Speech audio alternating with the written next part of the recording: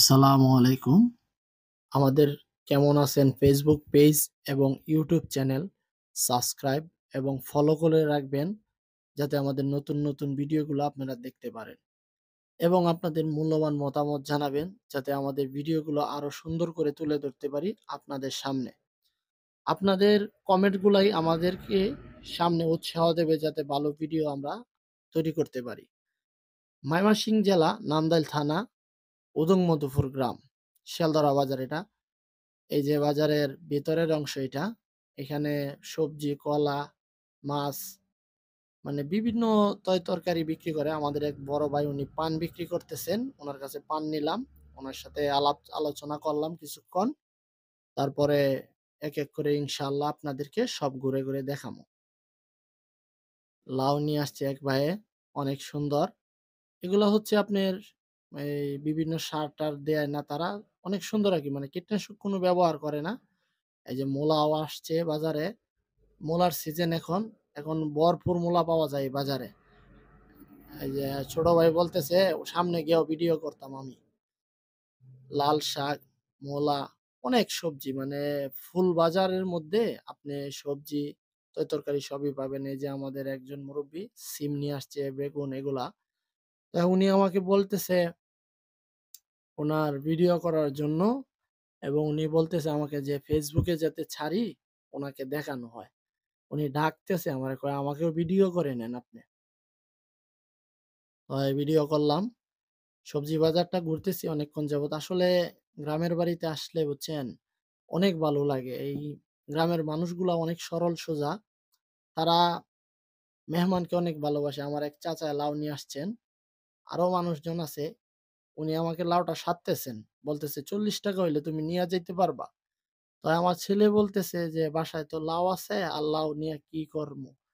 লাউ আমার বাসায় কিনা হইছে একটা, তাই আরকি নিতে পারলাম না।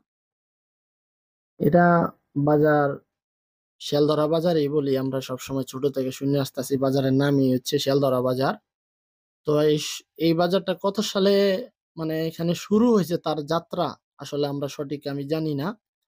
তো আমাদের ময়মনসিংহ জেলার নান্দাইল থানার যে ভাই সকল আছেন বা যারা জানেন যদি কমেন্ট করে জানাতে পারেন তাহলে অনেক খুশি হব।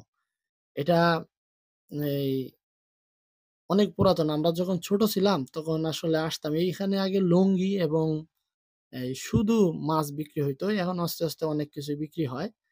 আর সবজির বাজারটা ছিল আলাদা। এখন একসাথে করা হইছে এই বাজারটারে। তো এখানে আপনারা কে চিনেন এই বাজারটা কমেন্ট করে জানাবেন। নতুন আলু আনছে উনি। বস্তা থেকে বাইর করলো। আমিও উনার কাছ থেকে আলু নিলাম কিছু আরকি। তো আলাপ আলোচনা করলাম। আমি আসছি যে শহর থেকে উনি বারবার বলতেছে, "কবে আসছেন?" তো উনার সাথে অনেকক্ষণ কথা বললাম। ভালো মনের মানুষ তারা। এখন ধীরে আমরা চলে যামু। চিন্তা করতেছিলাম যে কি করা যায়? সামনে আরো তো দোকানপাট আছে। এক করে সকলগুলা ভিডিও করতে হবে।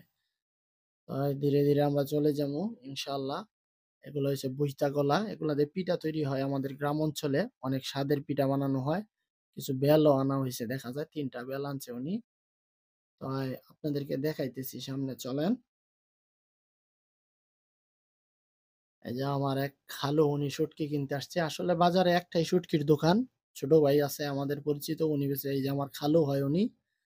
উনি শুটকি কিনতেছে। এই যে মাছের বাজার এটা। এখানে মাছ বিক্রি করা হয়। তো বেশি দোকান নাই। ৪ টা না ৫ টা দোকান আছে। এই যে নানা ভাই আসছে বাজারে।